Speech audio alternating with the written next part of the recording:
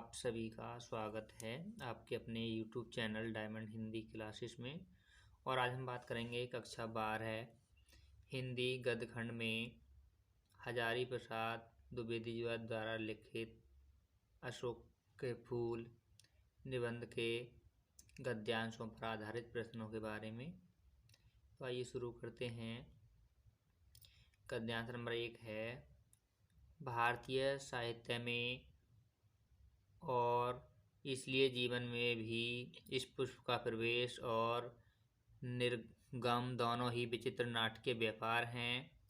ऐसा तो कोई नहीं कह सकता कि कालिदास के पूर्व भारतवर्ष में इस पुष्प का कोई नाम ही नहीं जानता था, परंतु कालिदास के काव्यों में यह जिस शोभा और सौकुमार्य का भार लेकर प्रवेश करता है वह पहले कहाँ था।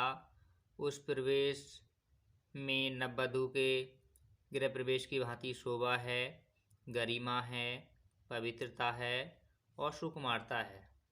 फिर एकाएक मुसलमानी सल्तनत की प्रतिष्ठा के साथ साथ ही यह मनोहर पुष्प साहित्य के सिंहासन से चुपचाप उतार दिया गया। नाम तो लोग बाद में भी लेते थे, पर उसी प्रकार जिस प्रकार बुद्ध विक्रमादित्य का। अशोक को जो सम्मान कालिदास से मिला वह अपूर्व था। सुंदरियों के आसिंजनकारी नुपुर वाले चरणों के मृदु आघात से वह फूलता था। कोमल कपोलों पर कणा बसंत के रूप में झूलता था और चंचल नील अलकों की अचंचल शोभा को सौगुना बढ़ा देता था। वह महादेव के मन में क्षोभ पैदा करता था, मर्यादा पुरुषोत्तम के चित्त में सीता का भ्रम पैदा करता था और मनोजन्मा देवता के एक इशारे पर कंधों पर ही फूट उठता था। तो प्रश्न नंबर 1 है, उपर्युक्त गद्यांश का संदर्भ लिखिए। तो संदर्भ लिखेंगे, प्रस्तुत गद्यांश हमारी पाठ्य पुस्तक हिंदी गद्य में आचार्य हजारी प्रसाद जी द्वारा लिखित अशोक के फूल नामक निबंध से लिया गया है। प्रश्न नंबर 2 है, अशोक के फूल को किस कवि ने सम्मान दिया। तो अशोक के फूल को कालिदास ने सम्मान दिया। प्रश्न नंबर 3 है, उपर्युक्त गद्यांश में किस प्रसंग का वर्णन है। तो उपर्युक्त गद्यांश में महाकवि कालिदास ने जिस प्रकार अशोक के पुष्प का वर्णन अपने काव्य में करके अत्यधिक सम्मान दिलाया, उसी का वर्णन किया गया है। प्रश्न नंबर 5 है, गद्यांश के रेखांकित अंश की व्याख्या कीजिए।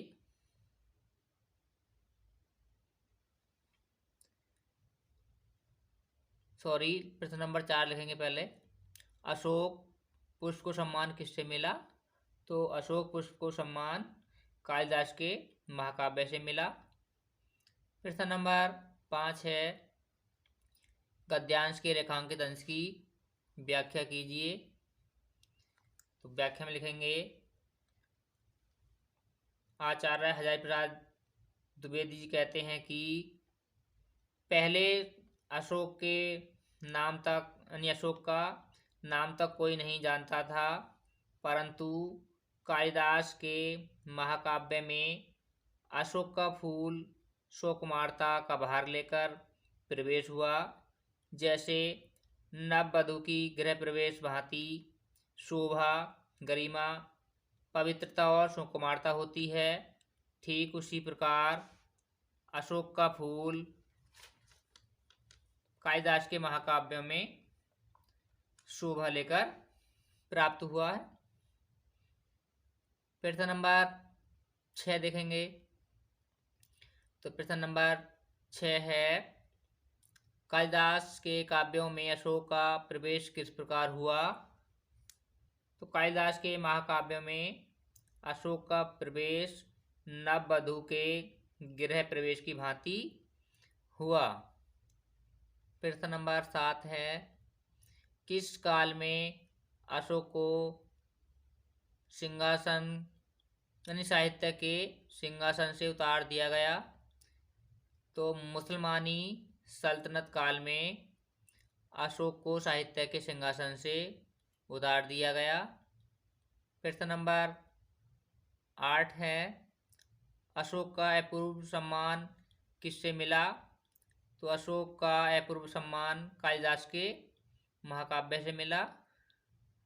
प्रश्न नंबर 9 है, किसके मृदु आघात से अशोक फूलता था?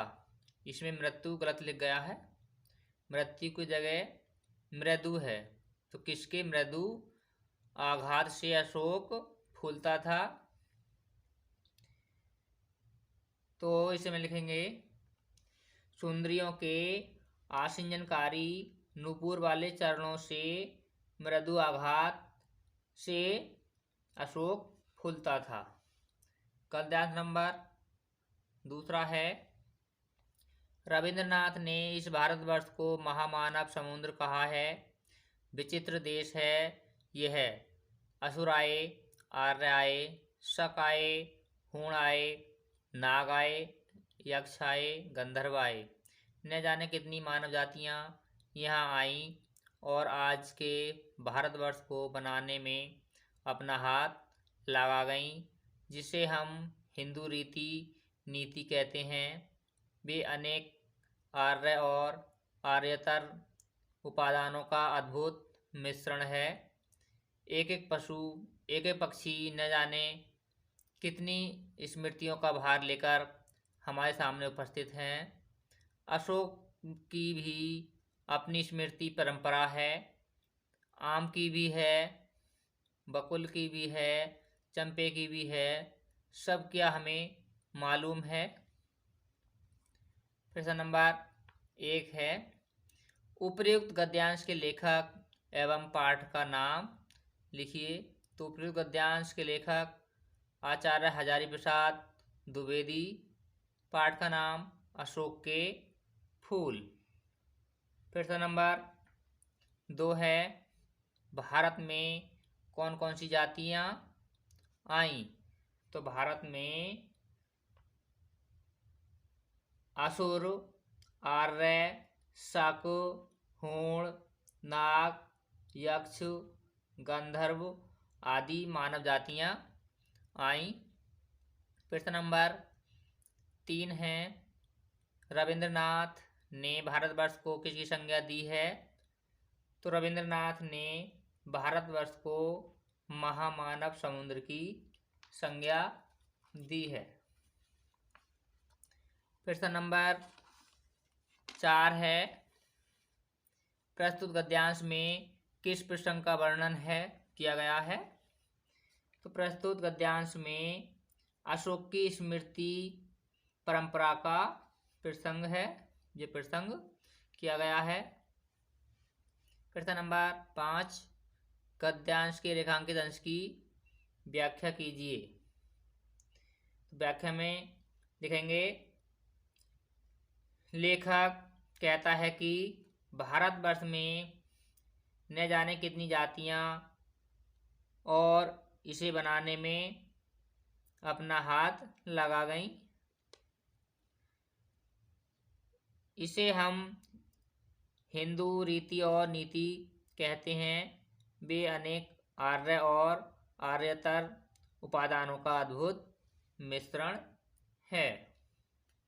प्रश्न नंबर 6, रविंद्रनाथ ने किसे महामानव समुद्र कहा है?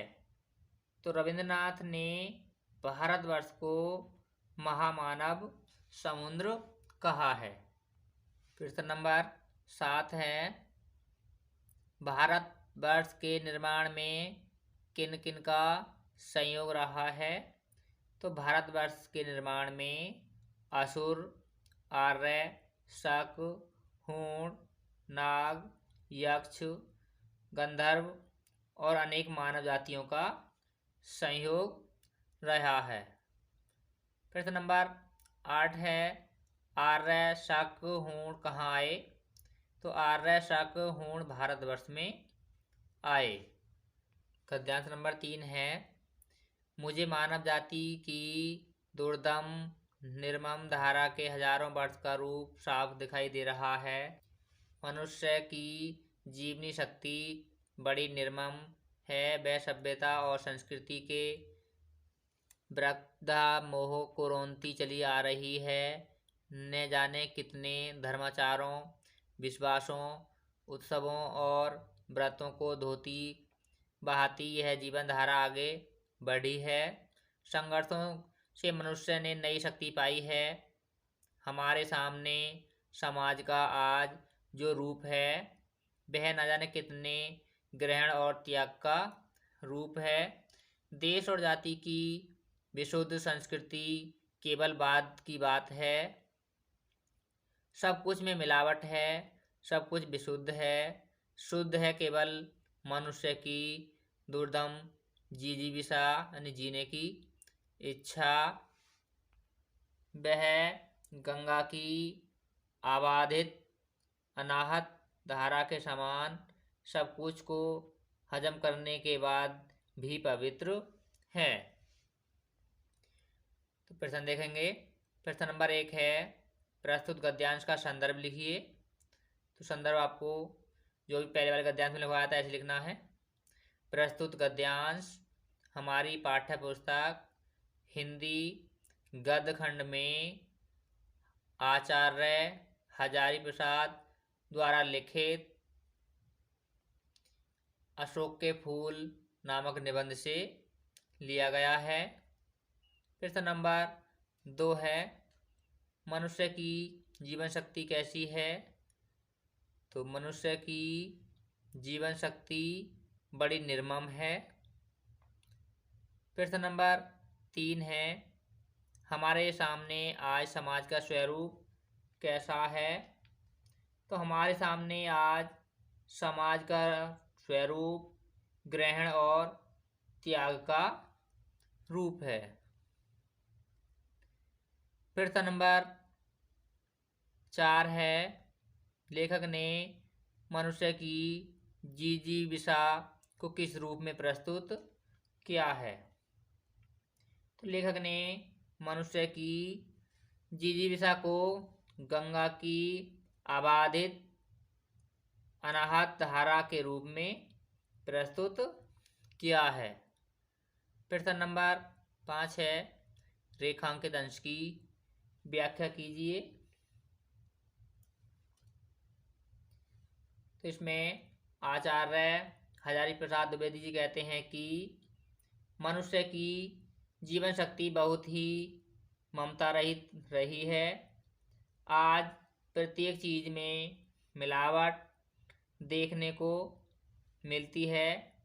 आज एक ही चीज है जो बिल्कुल विशुद्ध है, वो है मनुष्य की कभी दमित न की जाने वाली जीने की इच्छा। प्रश्न नंबर 6 है, मनुष्य को क्या स्पष्ट दिखाई दे रहा है? यानी मनुष्य को क्या स्पष्ट दिखाई दे रहा है? तो मनुष्य को मानव जाति की दुर्दम निर्मम धारा के हजारों वर्ष का रूप साफ दिखाई दे रहा है। प्रश्न नंबर 7 है, मनुष्य ने नई शक्ति किससे पाई है? तो मनुष्य ने नई शक्ति संघर्षों से पाई है। प्रश्न नंबर 8 है, धर्माचारों और विश्वासों का अर्थ स्पष्ट कीजिए। तो धर्माचारों का अर्थ है धार्मिक आचार और विश्वासों का अर्थ है आस्था। और आज का हमारा प्रश्न रहेगा, आचार्य हजारी प्रसाद द्विवेदी का बचपन का नाम क्या था? यानी आचार्य हजारी प्रसाद द्विवेदी जी के बचपन का नाम क्या था? इसका आंसर आपको कमेंट में देना है, और जिन्हें नहीं पता है उनको इसका आंसर अगले वीडियो मिल जाएगा। और आज की वीडियो में बस इतना ही, और मिलते हैं अगली वीडियो में। तब तक के लिए सभी को नमस्कार।